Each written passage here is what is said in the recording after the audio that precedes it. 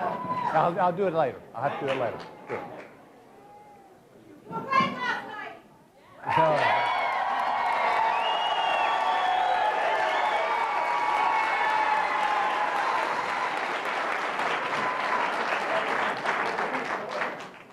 Thank you all very much for being here. Thank you to the healthcare workers of New Hampshire for being here. We really appreciate you.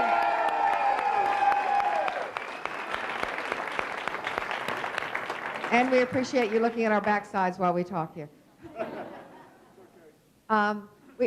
Today is a very different kind of town hall meeting. I know you all talk about lots of things in New Hampshire. This may be one of the most important town hall meetings you ever go to. In this meeting, we're going to talk about why this election is so important. And we have with us incredibly special guests who will show in an incredibly poignant way why John is doing this, why we need a champion like John in the White House to make certain that the problems that people face, the obstacles that we face to happiness and even to life are important to knock down. And we need the kind of strength of character and determination to accomplish those things. The man who can get it done, the next President of the United States, John Edwards.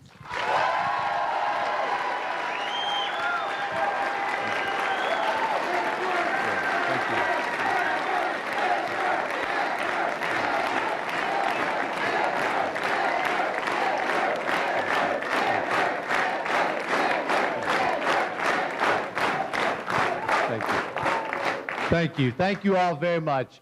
It was a wonderful debate last night. I think good for voters because they could see some very clear choices between now and Tuesday. The choice in the beginning place is between the status quo and change. And it's absolutely clear that voters are looking for change. And in the second instance, the choice is between two candidates of change, but very different approaches to change, and how it is we need to bring about change. And what we are going to, by the way, that choice, that decision between two change candidates is something we need to be able to have a debate between those two candidates in an unfiltered way so that the rest of America and New Hampshire is able to see what choices they have.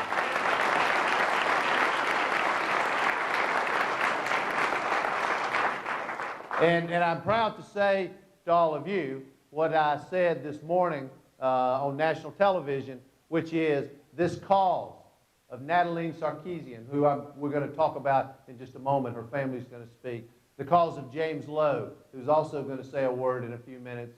The cause of Valerie Lakey and Sandy Lakey and David Lakey and their family.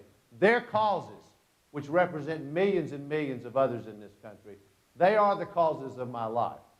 This is what drives me every single day. This is what this fight is about. And it's not just mine. It is ours. And I am in it with heart, soul, every fiber of my being, every step of the way.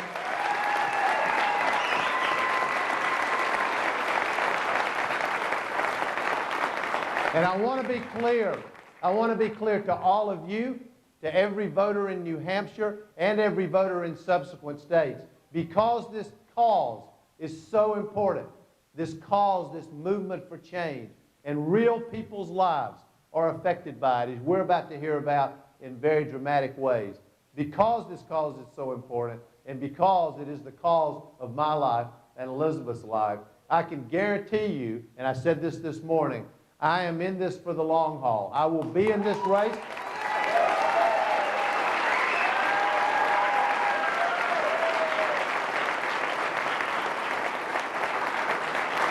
And just to be clear, to every New Hampshire voter who's deciding at this moment what to do on Tuesday, if you're considering John Edwards, if you want to see change, and you want to see somebody who will fight for the middle class, who will fight for American jobs, who will fight some of these special entrenched interests that are stopping the change that we need, and who takes it very, very personally, I'm here to tell you, if you're voting in New Hampshire on Tuesday, your vote will be well placed in me because I am in this race through the convention and to the White House.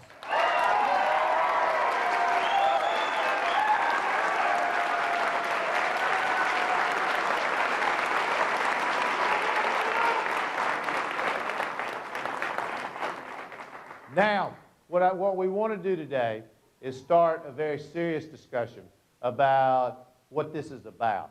What's at stake? What's at stake in an election like this? What's at stake in these causes that we talk about?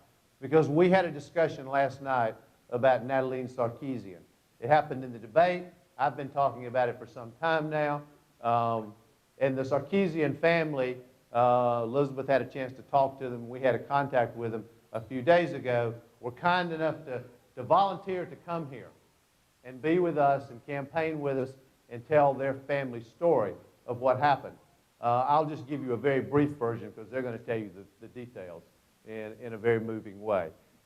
This is the young woman, 17 years old, an extraordinary young woman, as her mother and father will tell you, who needed a liver transplant. She had health insurance coverage. The insurance company, one of the largest in America, said they were not going to pay for her liver transplant operation, even though all the doctors recommended it and the nurses recommended it. And they spoke up on her behalf, the doctors, the nurses. And finally, as they'll also tell you, the American people spoke up on their behalf by picketing and marching in front of the headquarters of Cigna. And eventually, they caved in. But of course, they caved in when it was too late to save her life. So this is just one example of what's wrong with this system and something that has to be changed. This is the battle that I've been fighting for. I did 20 years of this kind of fight against insurance companies in courtrooms. It's why I fought, and I mentioned this in the debate last night, so hard to get the Patient's Bill of Rights passed through the United States Senate, along with Senator McCain and Senator Kennedy. The three of us wrote it. This would have allowed the decisions to be made by the family and by the health care providers, not by insurance companies. But George Bush killed it after we got it passed through the United States Senate. But I want everyone voting in New Hampshire to know what's at stake, what it is we're choosing. What kind of fighter do you need on your side when your family is faced with this kind of crisis, when your job could be leaving, when your health care coverage is at stake? Who do you want on your side? Do you want somebody who has the right ideas and philosophy, or do you want somebody who has the right ideas and philosophy and the fight to bring about the change? Because that's what this is about. Those are the choices that are going to be made.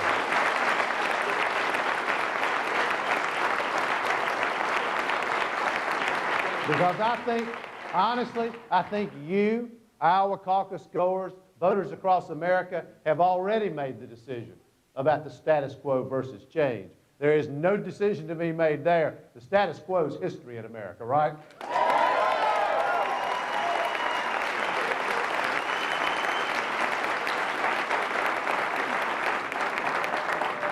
And so we're going to do this. This will be an unusual town hall meeting because it's going to be more informal. What we're going to do is have members of her family, Nataline's family, speak to you. Understand this is not something they do normally, so we'll all have to embrace them and support them.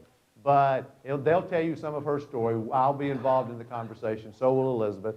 And when they're finished, I also will probably have James Lowe come up and Sandy Lakey come up, and we'll have some conversation with them. And then we're going to take your questions. I also want to add to what Elizabeth said, how appreciative we are of these healthcare workers behind us. These men and women,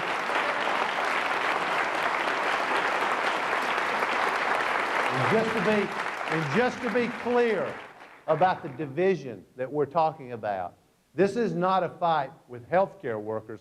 These people are the advocates for patients like Nataline and James Lowe and Valerie Lakey. They're the champions for having patients treated the right way. The problem are insurance companies and drug companies and their lobbyists. That's the problem. And that's what we're going to be talking about today. That's fine. Elizabeth wanted to make a couple of the introductions. I'm going to let her do that.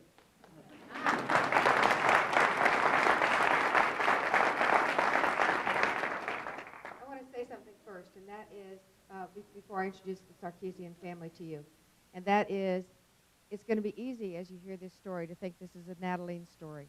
But what they believe, what we believe, is it's all of our stories. It's a story of what could happen to any one of us unless we have the willingness to change the system. The truth is that the that the Sarkisyan family is in the middle, as we well know, of a very terrible time in their life. But they want to make certain in Nataline's name that this does not happen again. And they think that the best way to make that happen is to elect somebody who will make the changes that would have saved Nataline's life. So I welcome to the stage Hilda Sarkisyan, Nataline's mother, Bedig Sarkisyan, Nataline's older brother, and Grigor Sarkisyan, Nataline's father.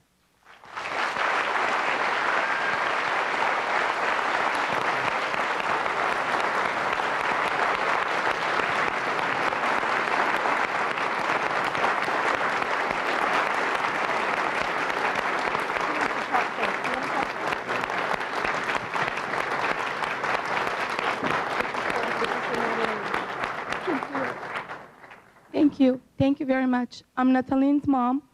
My voice is a little gone. I haven't cried. I can't cry. It's very difficult. I know I raised her really well. We prayed a lot. She's gone through a lot. And before I continue, I want to really thank every one of you. I want to thank Senator John Edwards, and I wish you the best, and I hope you become our president, and the Armenian community is going to back you up. And thank you, Elizabeth, also. My daughter was first diagnosed when she was 14 years old, and insurance companies kept on sending us through different hospitals, from Holy Cross to Cedars-Sinai to Children's Hospital. 2 years after chemotherapy, she was in remission, maintenance. It was beautiful, 10 months. We had a sweet 16 party for her. It was the best thing. Everything she wanted in life, we gave her. We tried to give her everything. Then after 10 months, they told us that her leukemia came back. So at that time, with God's help and the doctors, they checked on my son to see if it's a match, and he was a perfect match. We were so happy. Then the day came that she was going to get the transplant. A couple of weeks before, the insurance company called me and said, honey, you need to go to UCLA because this is how we're going to pay. If you go to State Children's Hospital, we're not going to pay. So we went ahead, we went to UCLA, did the bone marrow transplant. 1 week later, complications started. One day my daughter was yellow. She had jaundice. So they told me that she has to go to ICU. She went to ICU, 3 weeks. She loves Christmas. I've promised her she's going to be home for Christmas. She made it home with God and the angels. I just couldn't bring her back home.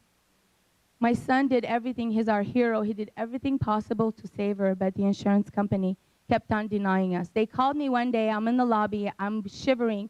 I can't go upstairs and see her. I love my daughter. I feel empty inside. My heart, there's a hole.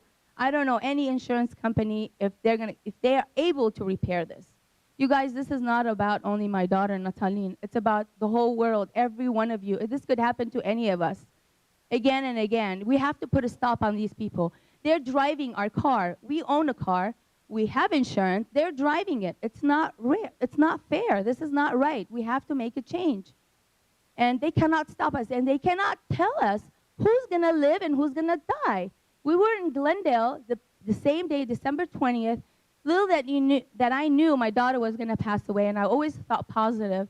And we went and we yelled and screamed and everything. Finally, they told us, we will make an exception. What does that mean? That means only Nataline can live and not you guys? It's not right.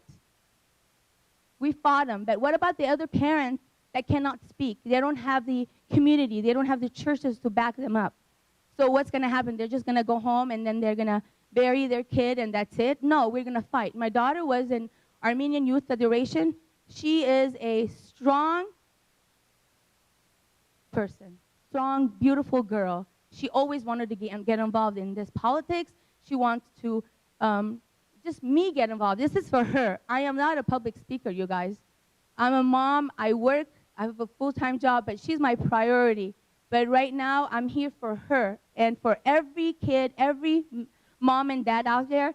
We have to make a change. We have to vote for the perfect president because in the past, no one can help us. This is it. We have to vote for Mr. Edwards. We have to. So I want to thank you.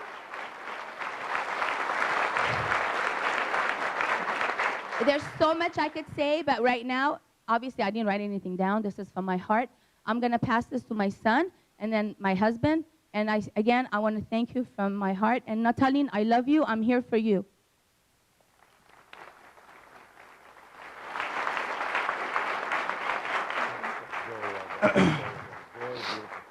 Wow. I'm not a public speaker as well. This is amazing. I want to thank Senator Edwards for having us out here, first and foremost.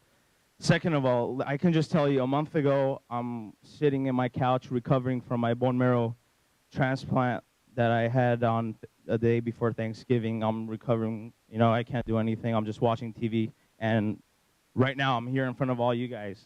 And the world is watching. Senator Edwards is mentioning my sister's name.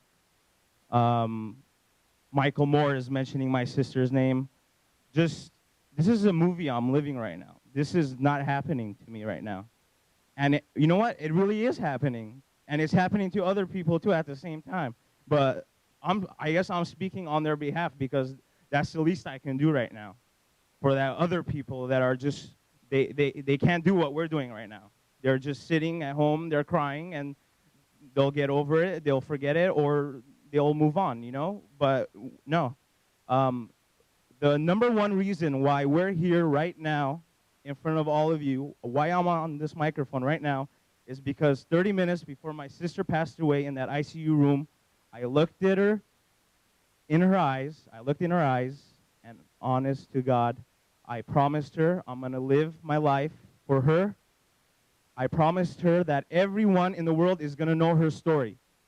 Everyone is going to know her story, her struggle, her fight. Everyone's going to know it. And Senator Edwards has been saying this for the past couple of weeks, change.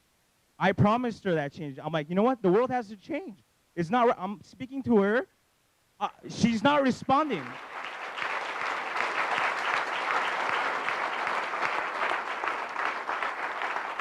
Even though she's not responding, she's in a coma. She's not responding, but I'm telling her, like, this is not right. It's going to change. It has to happen. And then right now, look at this. I'm here. I mean, I knew I was going to fight the second I stepped out of that room, but I didn't know it was going to be this quick. I mean, I'm turning 22 in a couple of days. I thought, oh, okay, this is going to be one of my goals, you know. When I'm in my 30s, I'm going to be out in Washington, you know. I'll know more about the system and how things work, but just December 20th, she passed away. And from that moment on, the second I stepped out of that room, I swear I felt so much stronger as a person. I feel she's with us right now, and that's what's giving me the power to speak to you guys right now. I didn't write anything down.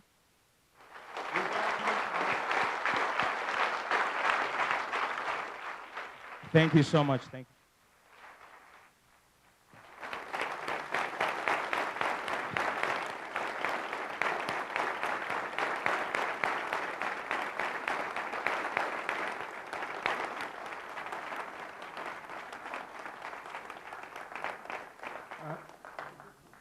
I want to thank you, all, everybody that's here right now, and also those nurses. They do a wonderful job. All the hospitals, they deserve 100% everything. You guys deserve whatever you guys get paid for it. You guys deserve more. I want to thank you, Senator, for whatever you're doing for America. I'm not going to say for my daughter anymore. You're doing for America. This is a very important issue. We're going to keep Nataline's name alive. We're going to fight back and we're going to win. If the people choose, they will win. Only people can win. President himself cannot win. People can make president win. So that's my message.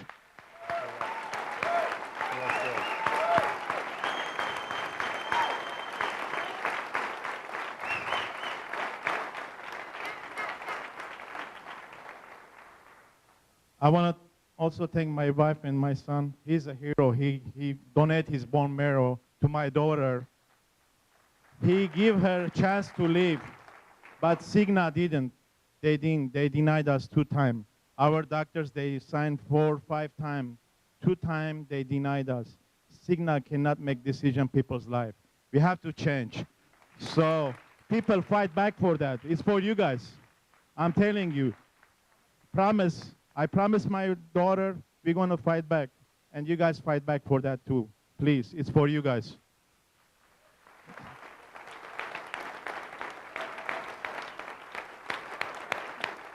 I don't want to take too much time from Senator either, but I want to say something. I give my daughter 17 years, her life, best I can do. I'm a middle-class man. I work every day. I work whenever I can to support my family. That's my job. I'm a father, like you guys are. You have kids, you have to take care of them. First thing, they're your kids, and then your secondary. So I did whatever I supposed to do. But I bought insurance through my company. My daughter got sick.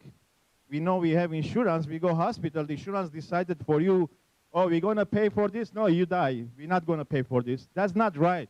This is not in America. Maybe somewhere else, maybe, I don't know. But not in America. That's wrong. That's wrong.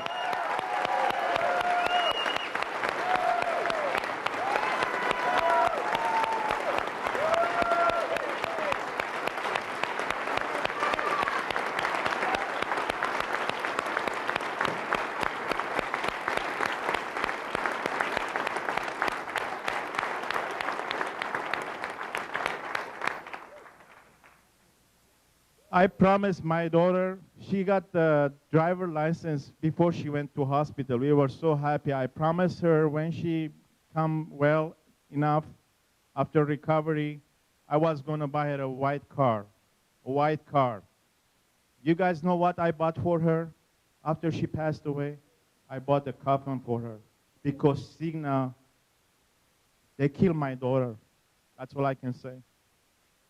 That's sad. I don't have daughter anymore. All my life, every day I pass her, when I go back, past her front of her door, it says Nataline's Avenue on her door. I cannot sleep. I cannot sleep. I don't know how long it's going to take me to go back to sleep. I have a big hole in my heart right now. So I think Senator and you guys and the public, all America, I want to tell you guys, all America, you guys watching right now, live or later on the news, vote for this man. He's fighting for America. This is the change right now. Thank you very much. I'm sorry.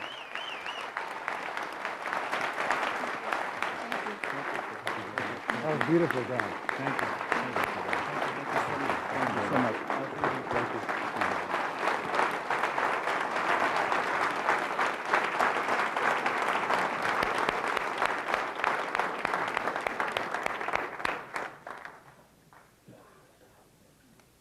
Of course, we've been talking to the Sarkisyan family and heard this incredibly moving story earlier.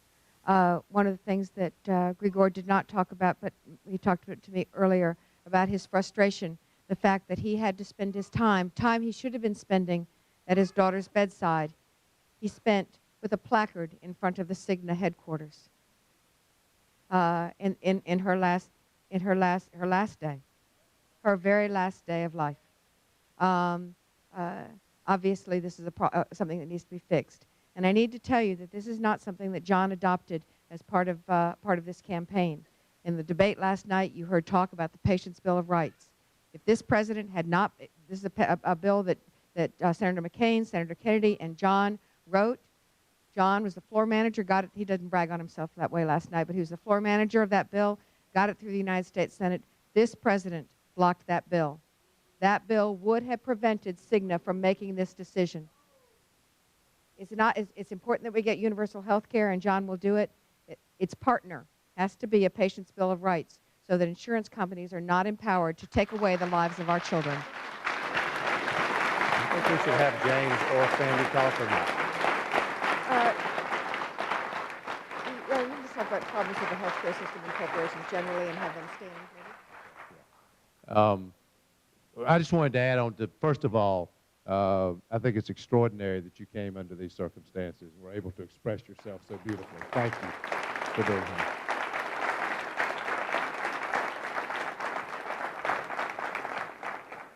that.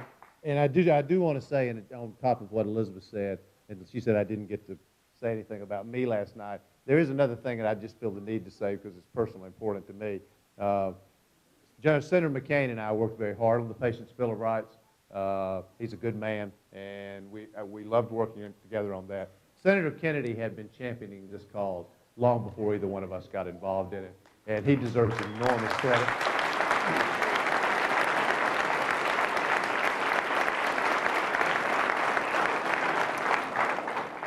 But you see in real ways what sometimes feels abstract.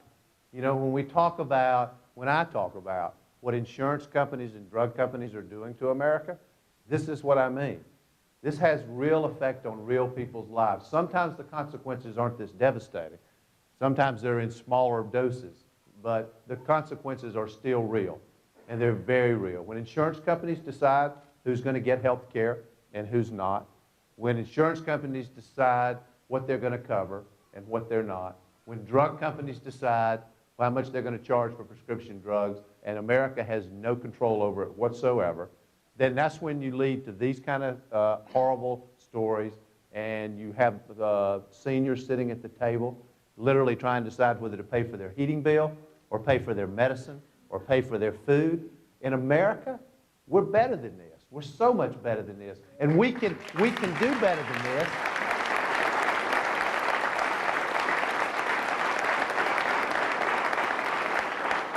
And I want to say, and I said this last night, and it's heartfelt. You know, I've seen the abuses of irresponsible corporations. I've seen it over and over and over. But there are also good examples of good corporate citizens who actually do the right thing. And, you know, I mentioned last night Costco, AT&T. Here are companies that are actually working to treat their employees well, to make sure they have health insurance. In AT&T's case, to bring jobs back to America that have been sent overseas, these call center jobs, back to America. But the problem is that there's some of these entrenched, irresponsible corporate interests are keeping America from having universal health care. They're keeping us from attacking global warming and protecting the planet. They're keeping us from having a tax and trade policy that works. This stuff is real, and it's very, very real in people's lives. Some of you have heard me tell the story of James Lowe. James, who's here with me, and I'll introduce him in just a minute. James is 51 years old. He's 3 years younger than me. I'm 54. And James, I met him a few months ago. James was born with a cleft palate that kept him from being able to speak. And he didn't have health care coverage. He couldn't get a simple operation. Now, unlike Nataline, who had health care coverage, the insurance company just said no. In this case, he didn't have any health care coverage. And he lived literally for 50 years in the United States of America, not able to speak because he had no health care coverage. Now, here's an example of insurance companies and drug companies blocking the health care reform and the universal health care that we so desperately need in this country. The idea that anybody would live in America not able to speak for 5 decades because they have no health care coverage. I mean, we're so much better a country than this. And let me just let James come up and say a quick word. James.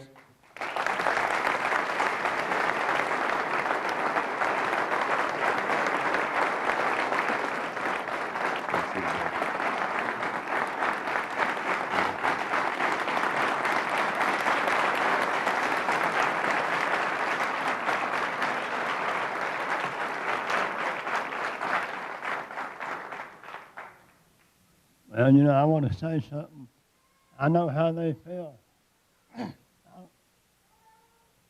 I lost a daughter, too, me and my wife, 5 years ago, and I know how you feel, how they feel. Out here, it has no children.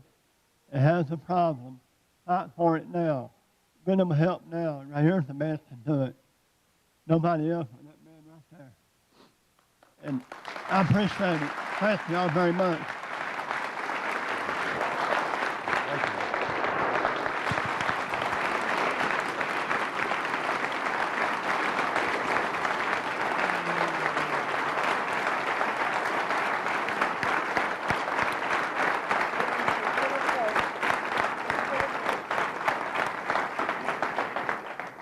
You know, James reminds me so much of the people that I grew up with who worked in the mill with my dad and my grandparents who worked in the mills for years and years. what you couldn't tell from that little bit he just said is he didn't complain, and he was extremely humble and grateful when some healthcare provider, to their credit, just voluntarily took on the task of providing his operation for free so that he could speak. But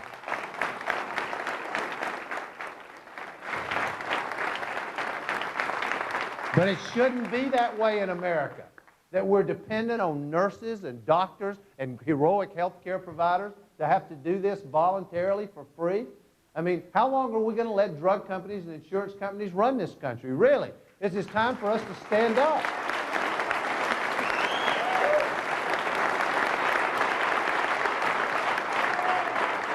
And the last person I want to introduce before I start taking your questions is a woman named Sandy Lakey. I met David and Sandy Lakey a few years ago, and it was one of the last cases I handled before I ran for the United States Senate. But some of you will remember their story. Their daughter was badly hurt on a dangerous swimming pool drain that it turns out the company knew was dangerous and hid the information from the American public. And other kids had been hurt, and some had even lost their lives as a result of this product. And these families, by the way, the strength and the resolve and the courage of Americans never ceases to amaze me. It really, the way they stand up and the way they speak out. Can you imagine? This family just lost a daughter who they loved more than themselves, and they're willing to come here and stand in public in front of these television cameras and tell her story, not for themselves, but to try to make sure this never happens to another child in America. James Lowe, James has never spoken in public, you know. James doesn't have that much education, but he's got a great heart and a great mind, and he's willing to do the right thing. Right, James?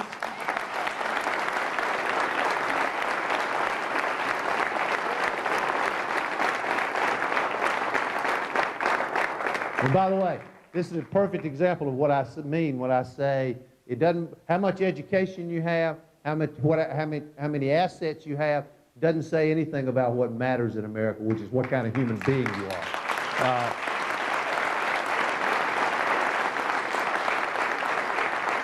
So I was starting to tell you the story of Sandy and David Lakey, and they were devastated. They were having to deal with their daughter's extraordinary health care problems and her health care condition and get her the care that she needed, but at the same time, they wanted to make certain that she was taken care of and that the law was changed so that this could never happen to another child. I mean, they're faced with this incredible tragedy and turmoil, and actually Valerie was with us just a few weeks ago. She's beautiful, looks terrific, but in the face of all this pain and tragedy, they went out and lobbied and actually got the law changed to make sure that other children would be safe.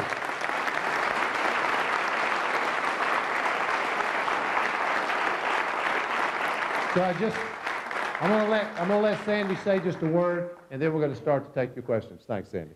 Thank you. Thank you, Alan. I just want to say I'm honored to be here, and I'm honored to meet you all, and I can't imagine your pain.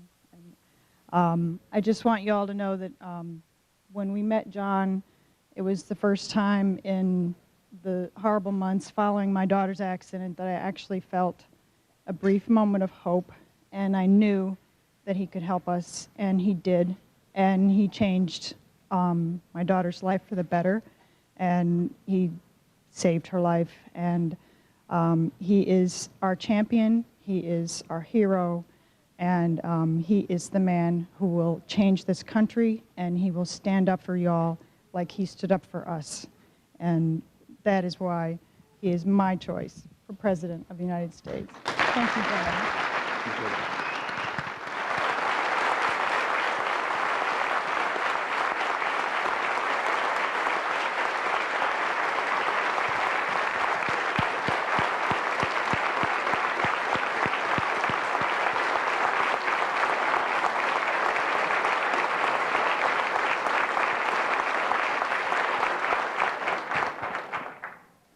In New Hampshire, you have the pleasure and pain of hearing lots of speeches by lots of candidates as they come through over the years. John started this this event, sort of a mini speech at the beginning of this by saying that he's in this through the convention and through the White House. I think now you understand why.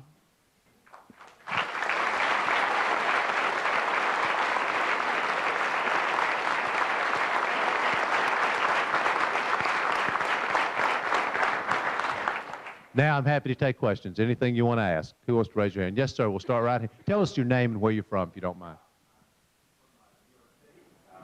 Senator, a question.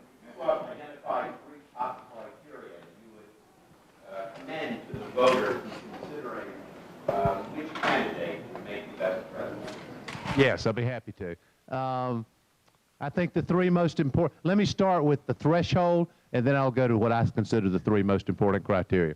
I think the threshold is, are the candidates you're considering, do they have specific policy ideas? Have they really thought through what they want to do as President of the United States? Do they have a vision for America? Can they win? And these are not the criteria. These are things that you have to meet to even be in the test. Can they win in the general election? Because if you don't meet those tests, nothing else matters. And I think that I can only speak for myself. I'll let you evaluate the other candidates. I've laid out the most specific, most aggressive, boldest policy proposals. I'm proud of them. Second, I am ready to be President of the United States. Third, I am, according to virtually every public poll, the strongest candidate who actually beats every Republican, including John McCain, in the general election.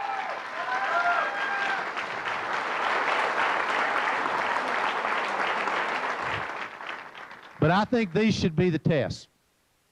Unless you think America is where it needs to be today, then the first test is the candidate a candidate of status quo or a candidate of real change? If they're a candidate of real change, they meet the first test. If they're the past, if they believe the system in Washington works, if they think lobbying money and drug company money and insurance company money should continue to flow just the way it does now, if they're going to bring corporate lobbyists into the White House to work for them, that's the past. That's status quo. That's yesterday. Nothing changes. If they think we need to change all those things, and I do, I've never taken any money from a Washington lobbyist or a PAC. I'm proud of that. I have said that I will not bring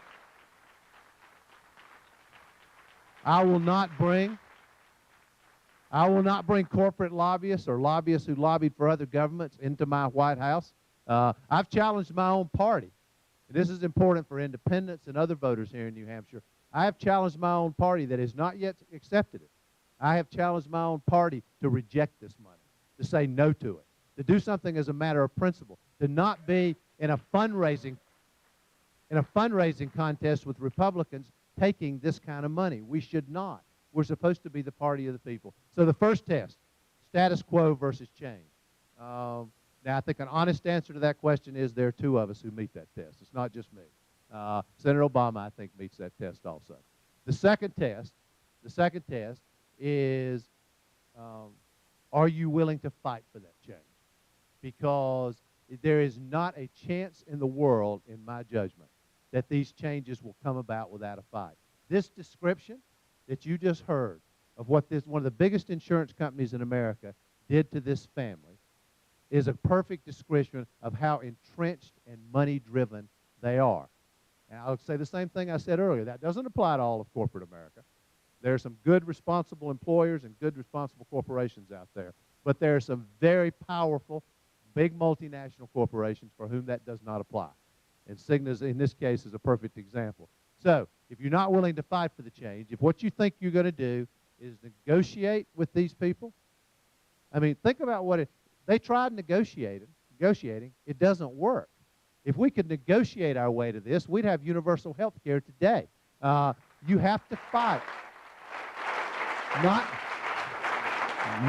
politicians, not the American people. We need to unite the American people, but to fight these entrenched interests. I've been fighting them all my life. That's what Sandy Lakey's talking about, that I did for them before I was in public life. I did it for many others. I've been doing it in public life. That's what the Patient's Bill of Rights is about, that Elizabeth just spoke about, that I did with Senator Kennedy and Senator McCain.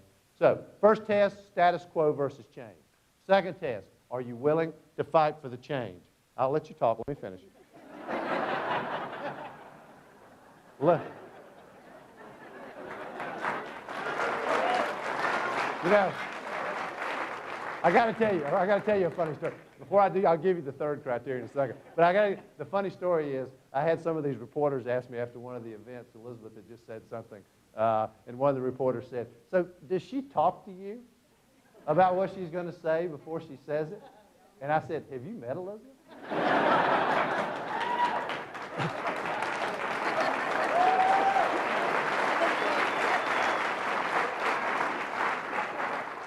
So, status quo versus change. Second, are you willing to fight for it? Third criteria is it personal for you? And I can't overemphasize how big a deal that is, because I've seen politicians up close. If it is a personal cause, if you believe it in here, the reason that matters is because when the tough fight comes, you won't walk away. You won't back down.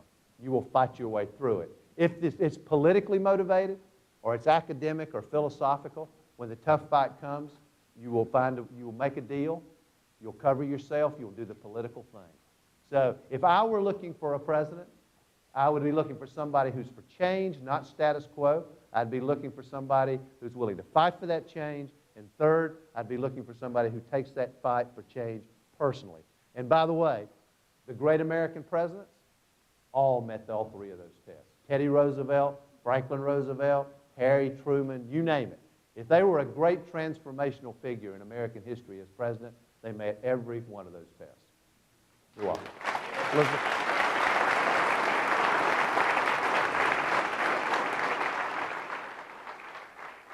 I wanted to say something about criteria number 2, because a lot of us made of that by some of the other candidates. Sarkisyan family did exactly what some of the other candidates are suggesting you do.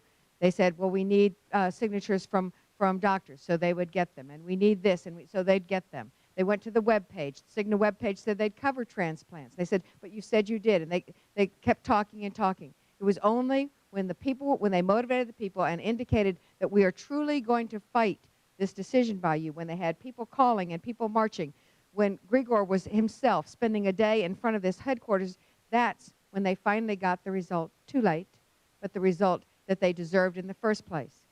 And what did the insurance company just kept stringing them out, as we know they do all the time, stringing them out.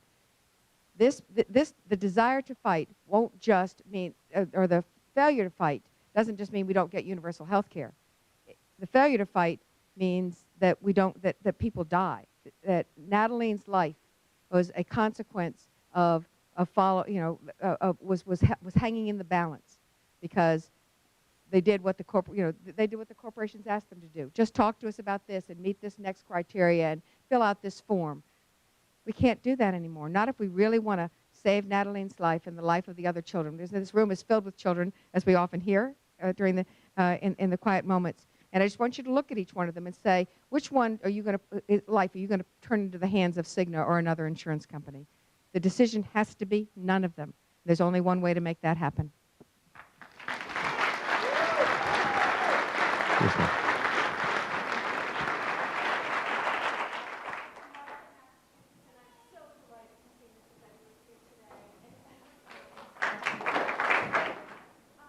When you reach the White House, what are your platforms going to be? What are your causes?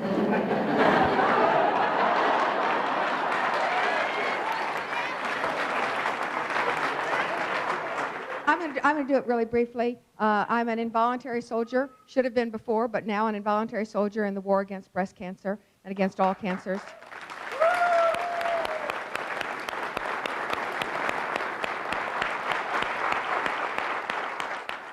Education, awareness, also meeting the needs of cancer patients that are unmet even by insurance.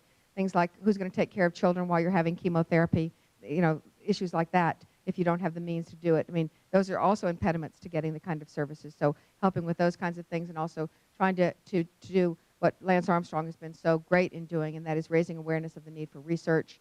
Right, we used to have 8 and 10 research grants approved. Now we have 6 and 10, or 5 and 10 approved, and even those are not, existing grants aren't being funded. So try to advocate on behalf of research. For those of you who don't know, we also lost a child in 1996, and in his name we opened because we, too, wanted to make certain that his death meant something and his life meant something, and we opened a computer lab for young people. I worked over there for a couple of years, and I saw the difference it made in leveling the playing field. We talk about equality in education in America all the time, and then we don't practice it with our children, even in education. This means that kids who didn't have access to computers in the afternoon or a tutor could get those services at this center. I would advocate for them around the country. Truth be known,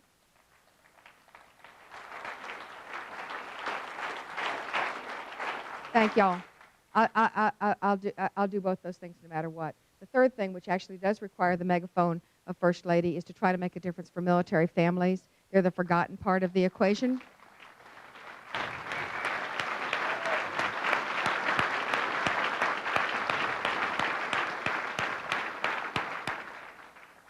My dad, my grandfather in the Navy for 30 years. I'm clearly a Navy junior, and I see what happens. And my mother, when the housing was terrible, as sometimes it was, she couldn't complain to my dad's boss to the landlord, because the landlord was my dad's boss. And that happens in lots and lots of different ways. The military families need a way outside the regular chain of command to make legitimate complaints. And so I want to create such an avenue for them so that we treat military families with the decency and respect that they deserve.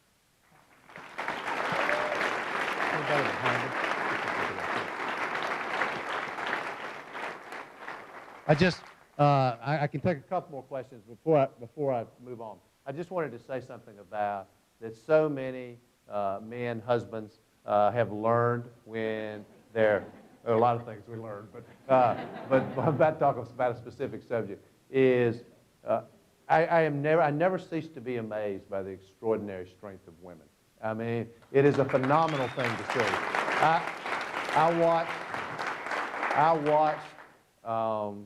I watched Sandy Lakey in the hardest, most awful time in her life show the strength and courage to stand up for her child and be willing to do anything that had to be done to make not only her child's life better, but the lives of other children better. This is what America is supposed to be. I watched Elizabeth go through, and this is not abstract for me, I mean, I was sitting there hour after hour with that poison going into her arm that they call chemotherapy, and saw the effect that it had on her. And what was the thing she was always worried about? Her children and her me. I mean, you know, the truth is, most of us, we would have been whining like babies. But I watched, me being me, the males I'm talking about now, but I watched her, and I've watched over and over and over. I saw it with my own mother. I have watched over and over the strength and courage and resilience of women who are faced with the most difficult, most extraordinary circumstances. And Ms. Sarkisyan is a great example here today. I mean, what is she doing? She's just a few weeks after losing the daughter that she told us on the way over here was her best friend, that she loved more than her own life. She would do, and the one thing I can tell you with absolute certainty that every one of them feel, the parents I know feel, because we've been through it, she would trade her life for her daughter's in a heartbeat. Any of us would do that. Anybody in the room would do it. But the extraordinary strength and resilience and courage of women who are faced with these kind of challenges like breast cancer, the rest of us need to lift them up and show some admiration for them. We really do.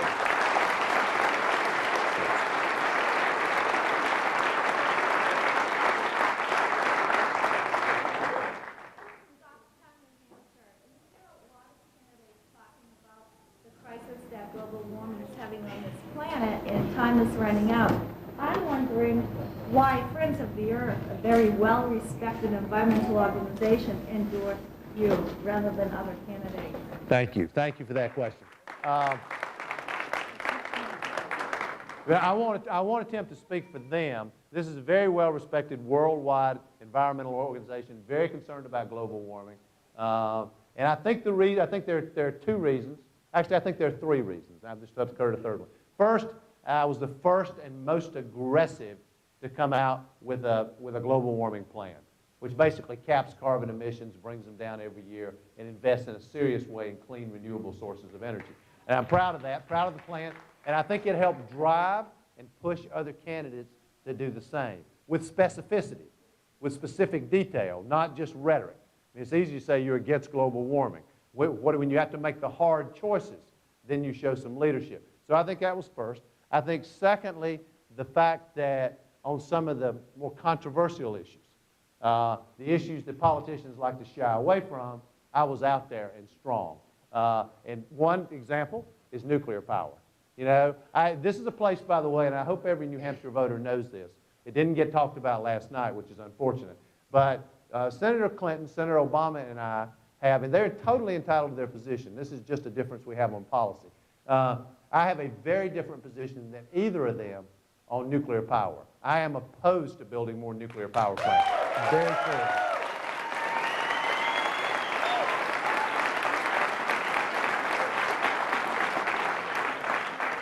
And I do not believe you can safely dispose of the waste. I think these nuclear power plants are dangerous. They take forever to get online. They're extraordinarily expensive. And this is not the solution anyway. So if you double the nuclear power plants in the world tomorrow, it'd deal with about 1/7 of the global warming problem. So this is not the answer, not in my judgment. And the other issue is coal-fired power plants. I have made it very clear that unless and until we have developed the ability to sequester and capture the carbon, there should be a moratorium on building any more coal-fired power plants. Now, we should be investing in that technology, but it does not exist today. So I think those are the primary reasons. I was out of the box first, most aggressive, against more nuclear power plants, and I do hope every voter in New Hampshire knows about that distinction. And third, I was the most aggressive on the coal-fired power plants. I'm going to do just one more, and I want to do this young woman. I haven't called on a young person.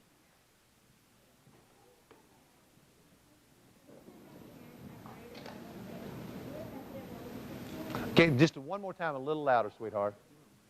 Some of my parents' friends are worried about being laid off. If you were president, what would you do?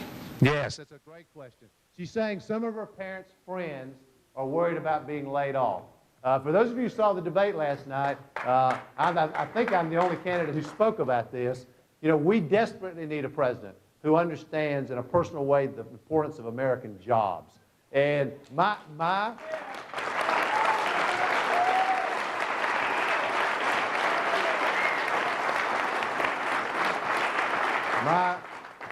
talked a great deal about my father working in the mills for all those years. Well, the mill he finished his job in is closed now.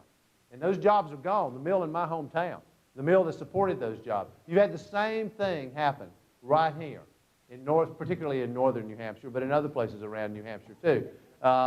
And we have the potential to lose as many as 30 million more jobs over the next decade. And by the way, the people who are most at risk for losing jobs are college graduates. I mean, this is not, if you think just because you have an education you're safe, wrong. College-educated workers are the most likely, or the most at risk, I think is the way they described it, for losing. This has to change. And I think we need a number of things. We need a trade policy that instead of incentivizing companies to send jobs overseas, actually looks out for American workers and the middle class in this country. Second, we need environmental and labor standards in these trade agreements that the President enforces. And finally, can we end the insanity of giving tax breaks to American companies that are sending jobs overseas?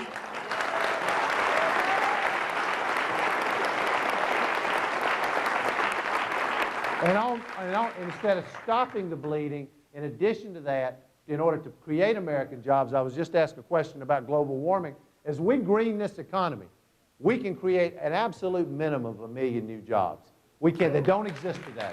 And we can, if we're smart about how we do it, we can actually put those jobs in the places in America where jobs are being lost. So they can replace many of the jobs that have either been lost or might be lost. So it's creating jobs and making sure we're standing up for the jobs that we already have.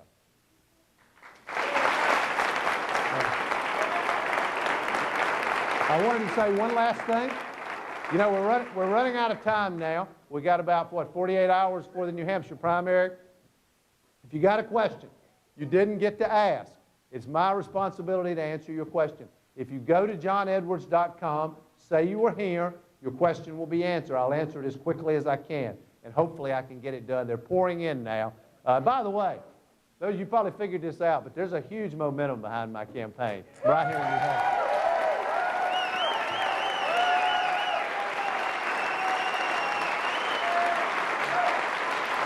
But what we need from you, every one of you, is the truth is, let's be honest about this, is, you know, you deserve the truth. The truth is there are 3 of us who have a real chance, and the other 2 have $100 million plus. I mean, they have raised massive amounts of money. But what we learned in Iowa and what we're seeing happen right here on the ground in New Hampshire, and you saw it in that debate last night, is when somebody's willing to fight against irresponsible corporate action, which is what we saw with Cigna, fight against the loss of American jobs, fight for the middle class. When somebody's willing to do that and do it in a personal way, this message is powerful, and it cuts through all the money, all the glamour, and that's exactly what's happening here in New Hampshire right now. You can feel this groundswell happening, but we need you. You're our foot soldiers in this movement. We need you to vote for me. We need you to reach out to your friends and neighbors. If you've got a little time and you're willing to just take an hour or 2 even to volunteer and make phone calls, it makes all the difference in the world. Whatever millions of dollars those guys are spending on television is much more powerful to have a fellow New Hampshire voter call another voter and tell them why you're voting for me. So what I'll say to you is, if you're willing to help, and we don't have long left, but we can sign you up as you go out the door. There are people at the doors waiting for you. If you'll join this movement and this cause for real change, what I will pledge to do for you is what I've done my entire adult life. I can't promise you anything specific because that would not be true. What I will promise you and pledge to you is that when I am your nominee and when I am your president, I will fight for you, and I will fight for your kids, and I will fight for your grandkids with every fiber of my being. Thank you all very much for being here.